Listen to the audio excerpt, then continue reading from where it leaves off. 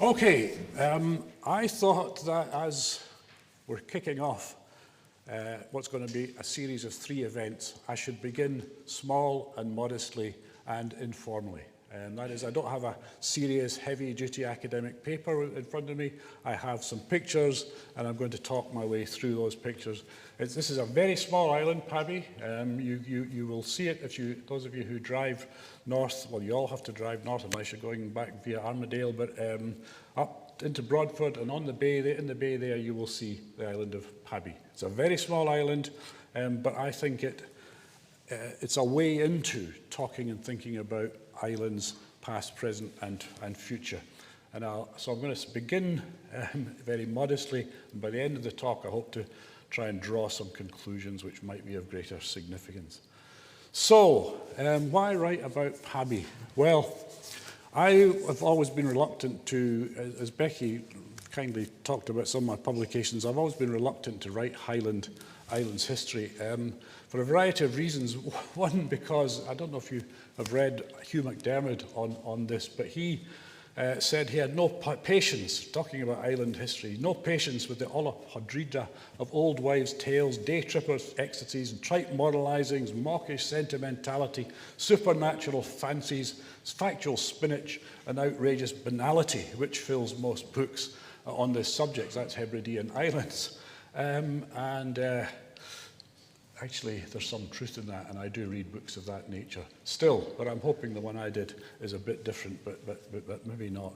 And of course, I was concerned too with Roger Hutchison's comment in the West Highland Free Press some 2 or 3 years, or maybe 4 or 5 years ago, that there was little more to be discovered on Scotland's islands. So I thought, I wonder if there really is. Anyway, you'll see if I can today, if I can tell you something new. Now, at one level, there's huge similarities in terms of Scotland's islands, in terms of the trajectories through history. There's the Mesoliths, there's early Christians.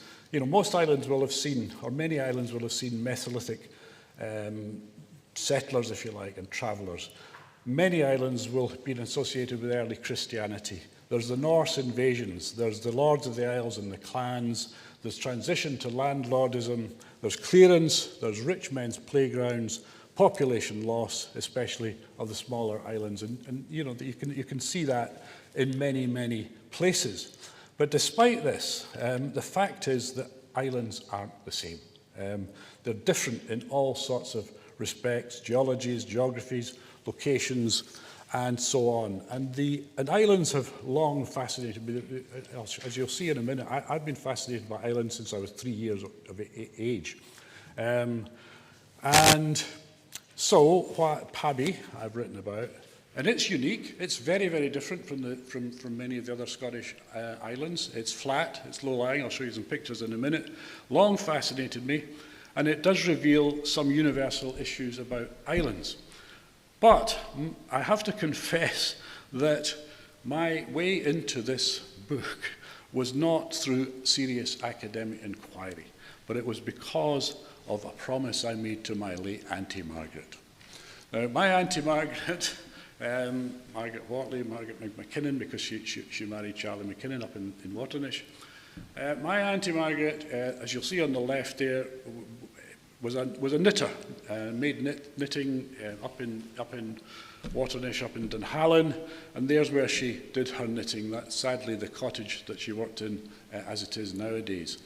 However, my aunt was not always a Waternish lady. She came from the Midlands of England as a very young woman with her husband and 2 young children, and settled on the then uninhabited island of Pabay. Now, it was a fascinating and amazing life she had. What a transformation. But towards the end of her life, I would talk to her as she was knitting away, and she had me convinced about what a wonderful story she had to tell in terms of her own life. And I was convinced, and I promised her that I would write a book about her. But I couldn't write a book about her because I was a full-time academic, and I had to respond to things like the research assessment exercises and all the rest of it, and do serious academic work, which only 12 people would read. But nevertheless, I was committed to that kind of thing because the institution insisted. But once I took retirement, I began to work on making or bringing to life this promise, if you like. And so, in a sense, we wouldn't be here today without this woman, because this woman got to Pabay. I wrote the history of Pabay, and that's one of the inspirations for putting on this series. So, Margaret McKinnon, God bless you. Now, Pabay is in the inner sound, as you will know. It's, did we find a pointer? No, it doesn't matter. It doesn't matter. You can see there that Pabay is in the lower right-hand side of the picture there. It's a very small island off Skye, and yeah, so there we are. And you can see there a picture of it low-lying, very low-lying, and that's the island from Bennacarrig, or Bennacarrig, which sits behind Broadford. And you'll see there that it's an interesting location, and that, in a sense, it reveals some of its history. Not so much the early part of the history, but the Viking part of it, if you like, because that island sits in the Sound and was on the route which Norsemen, if you like, took on their way south through Calacan and then down to the Isle of Man and Ireland and so on and so forth. So it long had a strategic location.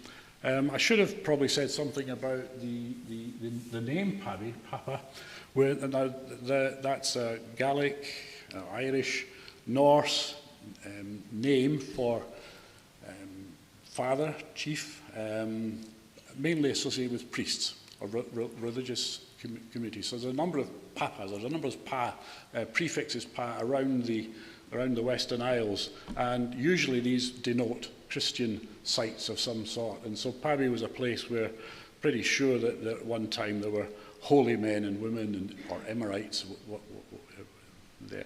Now the point I wanted to make about these islands being different is this. We've just shown you Pabay. This is Skye, which sits next to Pabay, and it's look, there's a tree-lined driveway up to the house. There's high hills, and there's another very different island which is north of Pabay, north of Skye, actually, Lord Macdonald's Table, which is just simply a lump of rock, but a wonderful place to go because the bird life is quite incredible. So there is a Birlinn. That's a sort of boat that was used in these parts of the world through certainly up to the end of the 17th century and perhaps beyond. But let me get back to Pabay. There is a map of Skye from 1776, and you can get this takes us into another aspect of the island's history. You'll see there that there's a lot of outcropping rocks there. And that is a feature of Pabay today. It's been a feature of Pabay, obviously, through all time, and it had advantages and it had disadvantages.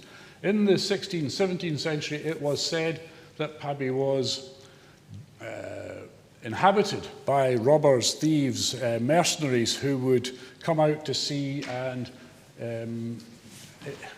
take ships that were passing by and seize their goods and people and so forth. And then they would flee back onto the island. And the island at the time was fully wooded. And the thing is that other seamen could not easily get back onto Pabay to find these marauders because the rock systems round about Pabay are such that it's enormously difficult to get ashore there safely. And indeed, some of the rocks around Pabay, as some of you will know, are not marked on charts, and so you can quickly get yourself into difficulties, as some people still do round about Pabay. This is the remains of. So we've got early Christians, we've got Norsemen, we've got marauders, if you want to call them that. And here we've got the remains of a settlement on Pabay, which was probably deserted around the middle of the 19th century. In 1851 census, there were 4 or 5 families on Pabay, but 10 years later there was only 1 family on Pabay. And in fact, there was only one family on Pabay for a long, long time, and then the place was eventually deserted in the Second World War when two brothers were on the island. One of them was offered the job of factor on Skye, and the other brother wouldn't stay because you needed two men, because you needed to help with the boat. So it became uninhabitable, as I say, or uninhabited. Now, one of the interesting and enduring themes about Pabay is this, that high hope. People thought it was a wonderful place to get to. And I know from my own family's records, if you like, that my aunt and uncle were awfully excited when they saw Pabay. And indeed, for many years in my life, it was an entrancing place to look at from the shore because it always seemed to be green and fertile. And here's a map of when the island was owned, the clans, it was owned by Clan MacKinnon from the 15th century to the 18th century. It then went to the MacDonald clan. And Lords MacDonald, at the end of the 18th century, as so many other landlords in this country did, got involved in improving their lands. Now, John Blackadder was a land surveyor from the Borders, and he was asked to investigate or look at MacDonald lands on Skye and see the extent to which they could be improved. Now, Strath, which is the parish in which Pabay is part, he thought was the most improvable part of Skye, and Pabay, he thought, was the most improvable part of Strath.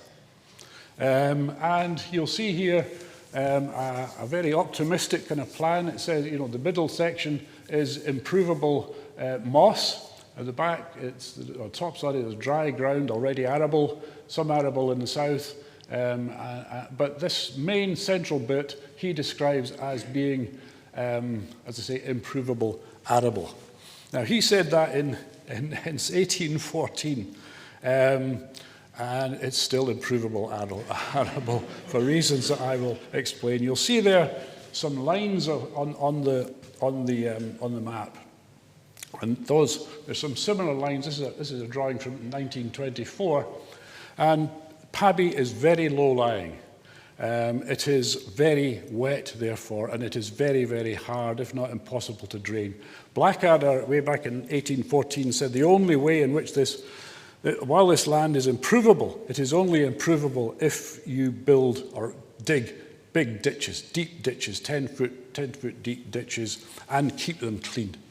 And that remained an issue, a challenge through all time, because keeping ditches and drains dry, or keeping them clear of weeds and collapsing in on themselves, is a labour-intensive task. And there weren't ever many people on Pabay to do that work. And my uncle, who, as we'll talk about in a little while, was similarly challenged by these ditches to the extent that eventually this and a number of other factors broke his health. He lost so many cows, cattle, who wandered into these ditches. And you may ask, well, why didn't you fence these ditches? Well, the reason, he did try, but the fact is that you cannot easily drive fence posts into deep peat. It's just very, very difficult. There's nothing to secure the things. And then there is hard rock on Pabay, some great basaltic dikes, but that's intense. That's equally difficult to drill through when you don't have drills, when you don't have electronic or pneumatic drills to hand. So it's a very, very wet island, very, very difficult to drain, and that was a problem through all times, I say. Now, Pabay appears on maps from the 16th century. It appears and it disappears. It's not of great consequence, I guess, at that period. But Pabay is discovered, in inverted commas, by the outside world. Although it's obviously been discovered beforehand, but it was discovered and becomes becomes more prominent, I guess, in British society, because in 1844, the famous geologist Hugh Miller arrived on Pabay, on the shores of Pabay, moored a boat and stayed there for a few hours, and he was stunned. And this was the golden age of of geological exploration. Geology was in its infancy as a discipline in the early 19th century, and Miller was one of the first of them. And he wrote this, that the petrifications on its shores would fill a museum. They rise by thousands and tens of thousands on the exposed places of its sea-washed strata, standing out in bold relief like sculpturings on ancient tombstones. At once mummies and monuments, the dead and the carved memorials of the dead. Every rock is a tablet of hieroglyphics with an ascertained alphabet, every rolled pebble a casket, with old pictorial records locked up within. And it is true. When I was a boy on Pabay, my cousins and I would spend days, hours, days collecting fossils. I don't know how much damage we did, and whether modern day academic archaeologists and so forth would have approved our activities. We didn't mean any harm, but there was millions of them, and there still are, although you're no longer allowed just to collect these things.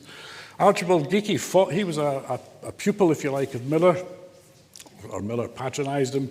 He went to Pabay and described it as the most interesting square mile amongst the Western Isles, Skye's Jurassic Island. In fact, I wrote this piece a couple of years ago, claiming that that Pabay was Skye's Jurassic Island, so rich in fossils, was it? Now, I'm not sure last night's speaker who was talking about Jurassic Skye and dinosaurs. I think Pabay's now been outshone by the dinosaurs. But at the time when we were exploring the fossil, when Miller and Geekie and all the rest, because every single major geologist in Britain in the 19th century went to Pabay at some time or other, and were basically knocked out.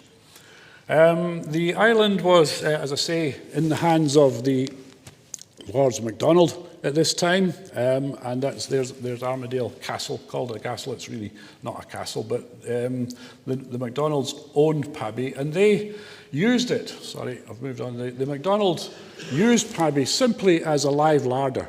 They grazed some sheep on it. They grazed some cattle on it. They did something which I'll talk about, which was hugely regrettable, and that is they introduced rabbits to the island. But they basically had one family on it who provided, at request, we're having guests next week, send us a cow from Pabay, please. So that was that. And then in 1895, Scalpay and Pabay became something rather different. Now, I say Scalpay and Pabay, and I'm conflating them because Pabay was part of what Lord MacDonald sold off as Scalpay Estate. And Scalpay Estate was basically Scalpay, Pabay, Longay and Guillemont, which were the 4 islands in a cluster off Broadford Bay, really. Now, the first owner, the first significant owner in terms of the modern period, if you like, was Sir Donald Currie. That's the family on the left. He's at the very back there. He was one of the most important men, one of the richest men in Britain. He was a major ship owner, did a lot of business, a whole lot of business with South Africa. He was a friend of Gladstone. He was a Liberal MP for Perthshire, and they bought Scalpay Estate basically as and there's no surprise here, as a hunting ground, basically. And Scalpay was to be set up with, he was going to raise Highland cattle on Scalpay, and he was going to turn the place over to shoot grouse and deer and all the rest of it. Pabay was to be used for shooting snipe. When they couldn't, well, Pabay was used for shooting snipe. They left just after the First World War, the Currie family, as Sir Donald died, and then the island was taken over by Sir Henry Bell. He's the character on the left here, and on the right, sorry. Sir Henry Bell was a major meat importer from Argentina, and he too wanted to use the island for hunting purposes, although he had other interests in the sense that he was very, very keen, because he was in the meat business, to develop the rabbit business on Skye. And I'll come back to that in a minute. Now, I'm going to, this is Sir Donald Curry's boat, the Isle Air. It's not the Isle Air that sank off Stornoway, but the predecessor of that Isle Air. This is their boat. This was the boat that sailed off Pabay and Skye in the 1890s and early part of the 20th century. As you'll see later on, we didn't use boats like that. But there we are. Now, more modest arrivals are my lot. That is my family, the Len and Margaret Whatley. My uncle, they came to Skye in 1949, and in 1951 the local minister wrote his contribution to the old statistical account, the new statistical account of Scotland, the third statistical account. There's one in 1790s, another in 1840s, another in the 1950s. Basically, from every part of Scotland, reports were sent in about the socio-economic kind of conditions. And he declared in 1951 that this third statistical account writer that happily there are no communists in this part of Scotland. Well, my uncle was called Lenin, and he had been born in 1919, and my folks who were very much on the Labour socialist side of things named him Lenin, something he ran away from for the rest of his life because he found it was hard to be employed if you were called Lenin in Britain in the 1930s. Anyway, to cut a long story short, my family came from they were conscientious objectors in both wars. And my uncle had been sent to work on the land with German prisoners of war during the Second World War. And he enjoyed that work. And he also, at the same time, read books by a dentist who had gone and settled on a very small island off Wales. And was kind of, we don't know this, and I wasn't able to interview my uncle because he died a long time ago. But we think that, or I think anyway, he was much influenced by that kind of idea. Anyway, he wanted to stay in land work, and he took on a tenancy of a farm near Birmingham called Shawbrook, but it was it was in very poor condition, as you can see here. They're trying to repair one of the buildings, and basically the farm was being, round the edges, it was being enclosed by house building basically, and it wasn't the sort of environment he wanted to live in. Anyway, he and my auntie came to a holiday in Slate, actually, in 1949. They saw Pabay, went to see it. He dug a bit of soil there, liked the look of it, and it was a very fine day, and it looked wonderful. It was green and sunny, green and grass looking, and all the rest of it. And it had been deserted since 1942. That didn't seem to matter to them. They were amazed at the state of the buildings. And so they decided they would go, they would come. And they did. Within months, they had upsticked and come. There were problems. They didn't have any money. It was a relatively poor background. But they came to Pabay in January 1950. And there's a picture of them on their first crossing. Interestingly enough, this is where the story, I think, it's fascinating, but it's also inspirational. He hadn't been on a boat other than he had done some punting in Stratford. So he comes to Skye and wants to live on an island and hadn't been to sea before. He came to Skye in January 1950, and that was just after a huge storm, which meant that there were no boats free on Skye. Those that had been around a few weeks earlier were wrecked, and those people who had boats weren't prepared to sell them, or if they were prepared to sell them, they were only prepared to sell them at high prices, and he didn't have any money. So basically, cut a long story short, he found that Otto Swire in Orbost had a waterlogged boat, which was worth apparently £200, and he was prepared to sell it for £75, and my uncle thought he'll have that one, and because he was very good with his hands, and for £10 he can bring it up to its £200 value. Anyway, he got a boat called the Sea Otter, and that was what they used to, that and a dinghy called the Shearwater, which they used to get backwards and forwards to Pabay from Broadford. This is what Pabay looked like when they arrived. I won't tell you when this is because I'm in this picture and I'm age 3. I'm the little lad on the right there. But it's pretty bleak, but the buildings were there and in good condition. And those buildings had been erected by Sir Donald Currie. And so what's very interesting is, or I find interesting, is you can go to Skye and you'll see the similar sorts of building. The same people built the buildings on Pabay as built them on Skye. Here's, well, I'm on the right-hand side there, little laddie, and you'll notice that no safety equipment in those days.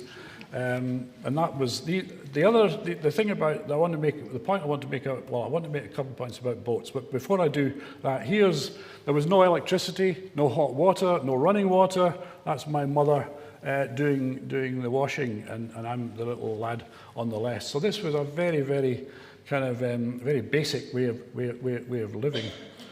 Now, there's a story I want to tell you about, because there's a chat that I've talked to you about the waterlogged ground problem. The other problem was these things, which I said had been introduced probably in the 1880s by Lord Macdonald. Well, the reason that rabbits had been introduced because rabbit meat was very popular, and the rabbit furs were used for ladies' clothes and so on. So there was a high demand for rabbits, and in the late 19th century, early 20th century, that was fine. But by the late 1920s, rabbits in these parts of the world had become a serious problem.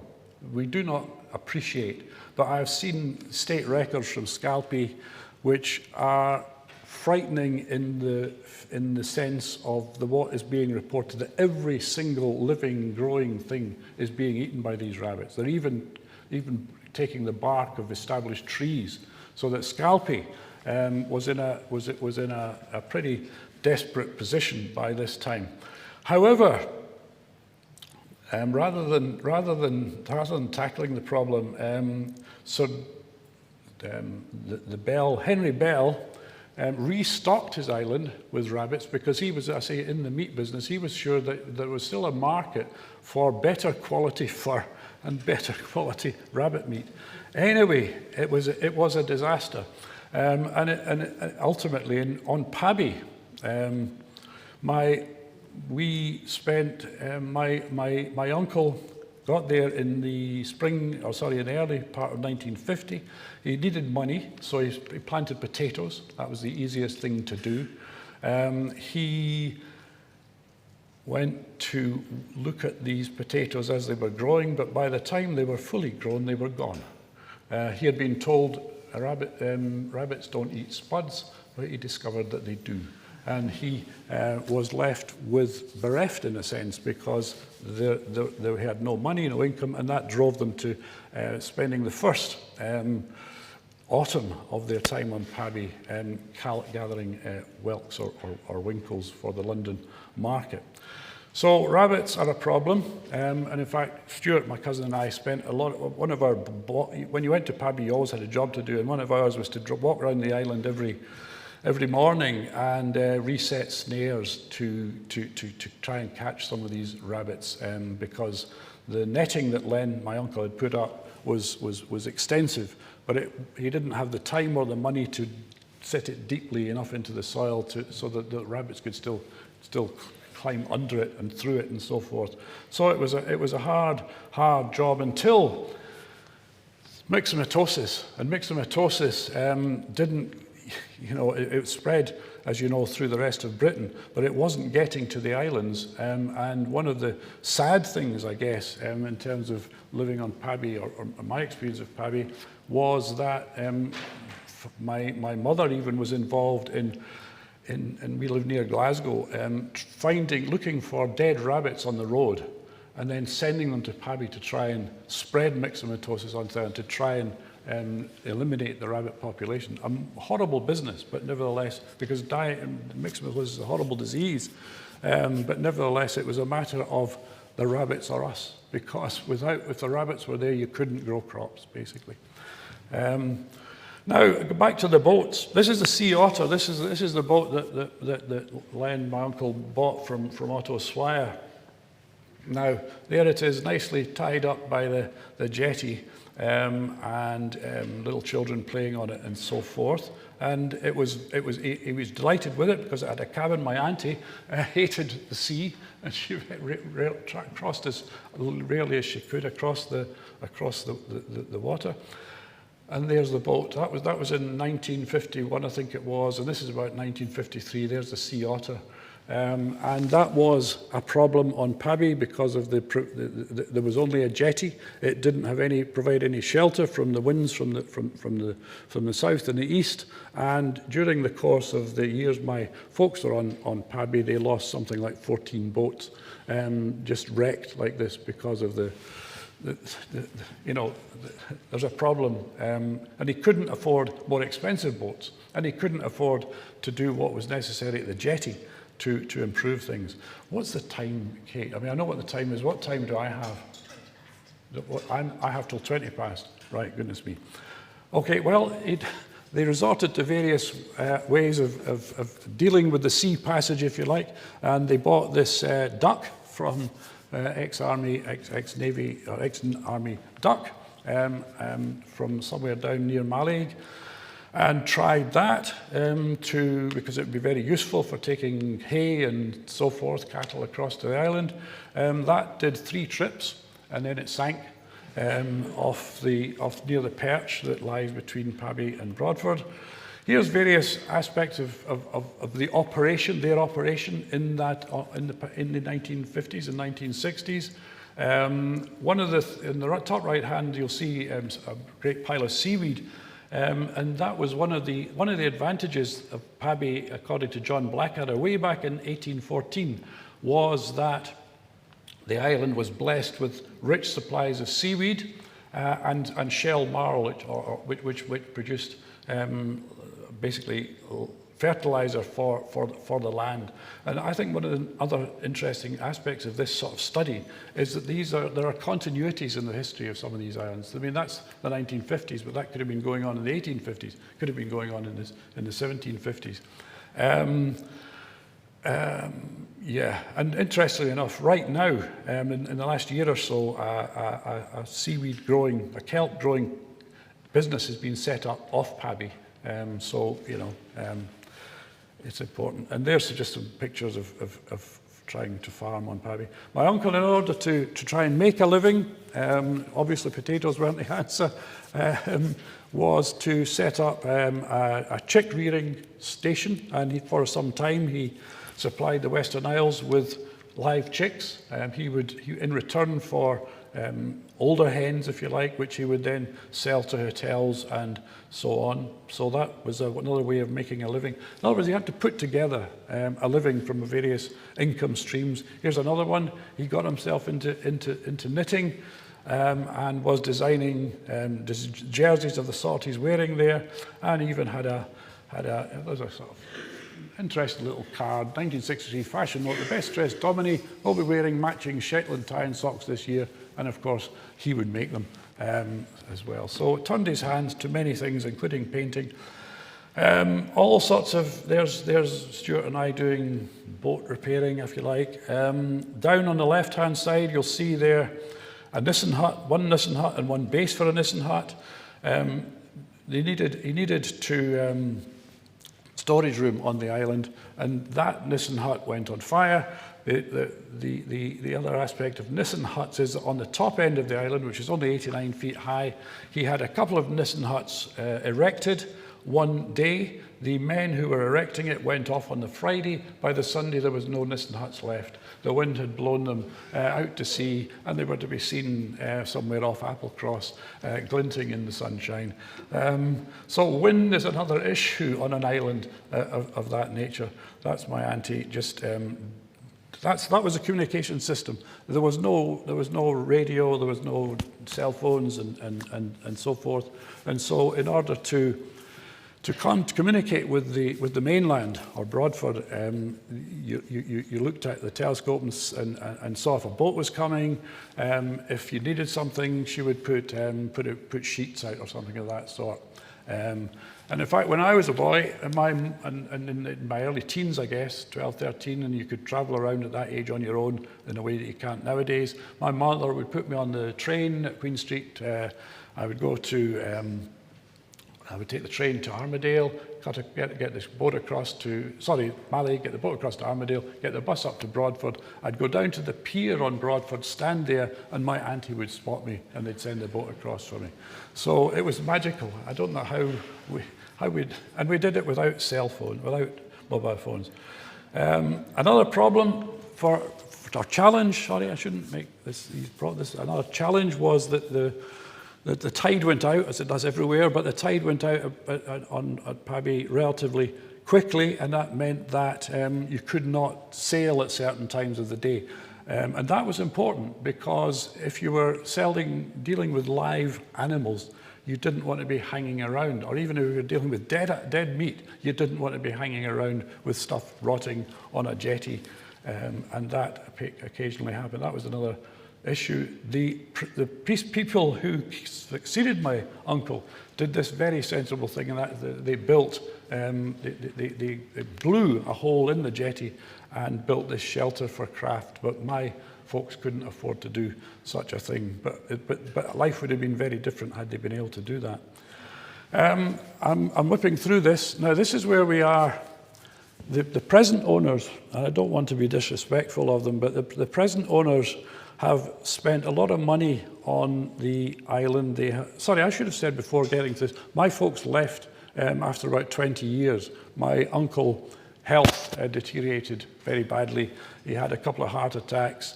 My aunt wouldn't accept another one because, of course, if you have a heart attack on a place like Pabay and it's rough, you can't get a doctor over. And so it was she had a very difficult 3 weeks when he had a heart attack, and they couldn't get across to see him. So they left eventually, and then bought a run-down house at Edinburgh, which they turned into the Edinburgh Lodge Hotel. It's now very high-end. It wasn't very high-end in my aunt's day. In fact, it was very opposite, but it was great value for money. She went into knitting.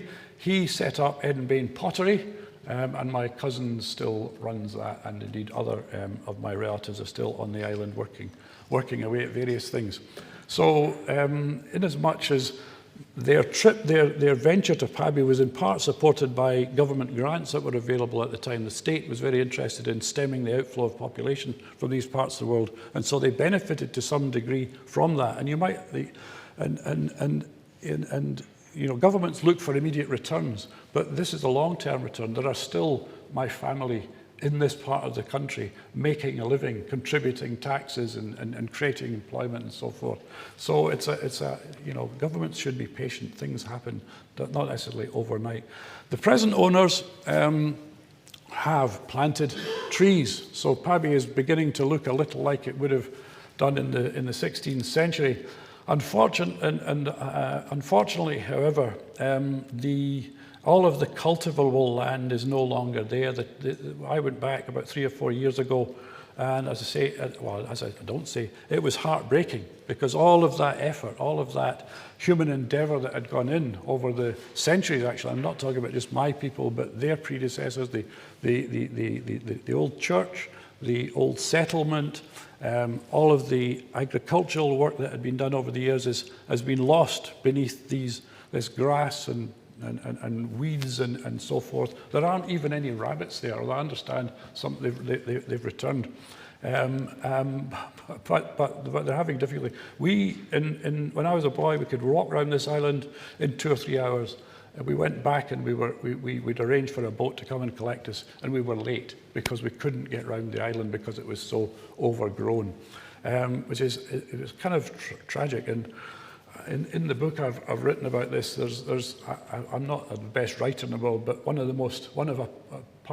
a passage which I think is quite eloquent talks about the vanity of man, if you like, and this, that there's a picture of one of my uncle's boats, his favourite boat actually, which is a varnished launch, and there you can see it. It's near the jetty, but it's broken and it's crumbling, and it's a kind of symbol of the beautiful things that men can build, but of their fragility too. And what still remains on Pabay, and most obviously, are the fossils. So those things that were laid down millions of years ago are, in a sense, more prominent than the activities of human beings in the intervening millennia, basically. So there we are, some reflections. I said I'd end up and try and build from the small, the personal, into something bigger. So here's some reflections on island living, which I hope will inform not only some of our thinking today, but also these future occasions, the island's present and island's future. No two islands are the same, nor do they remain the same over time. As you can see in Pabay's case. All are dependent on sea travel, and in that sense are vulnerable. Safe, reliable means of crossing are critical. Tell that to Calmac. And you can see from all the fuss about the understandable furore about the shipping or shipping facilities in and around the west coast of Scotland, just how important, how vital sea crossings are, sea crossings. Islands, to a great less extent, weather dependent. Wind and rain have attracted comment for centuries. If I had read Thomas Tennant, who was writing in the 1770s about, he came to Skye and he commented on the wind and the rain and the damage they did to crops. If I had read that book before my uncle went to Skye and I'd been able to, I'd have said, don't do it, because what happens is suddenly, you have and my uncle got excited. He would see wheat crops flourishing. How wonderful. People tell me I can't grow wheat on Skye. Well, I can, but he couldn't, because basically the next day it would be flattened because of a gale or something of that sort. So an island living requires enormous resilience, personal community. It's not for everybody, but it is for some people. Small islands are more difficult more places to live in than larger islands. You need critical mass, and they've seen higher levels of depopulation, as Michael Anderson's book will say. Island ecologies can be fragile. Human intervention can be catastrophic. Think rabbits. Sustainability often requires state support or that of other agencies. Certainly, if it's a small island, but also in some of the bigger places, it's essential. Island living can be exhilarating. It was one of the happiest times. Some of the happiest times of my life were spent on Pabay. But in smaller communities, they can also threaten physical and mental health. And it's not only what happened to my uncle, but I want to do a bit of work on Skye, actually, because that's a larger island, obviously. But there is in the Portree archives a bundle of letters, which are called personal papers. And I've had a quick glance at them some years ago. And basically, they are gossip. They're letters to the factor and between individuals on there, and just saying, I don't like him, and I don't like her, and she does bad things. And it's not an island idyll. These are people who are close together and they can't stand each other. I think that's what this bundle of letters will reveal. Anyway, that's the end of my story for today. I've used my allocated time, and so I shall stop. So thanks very much for listening.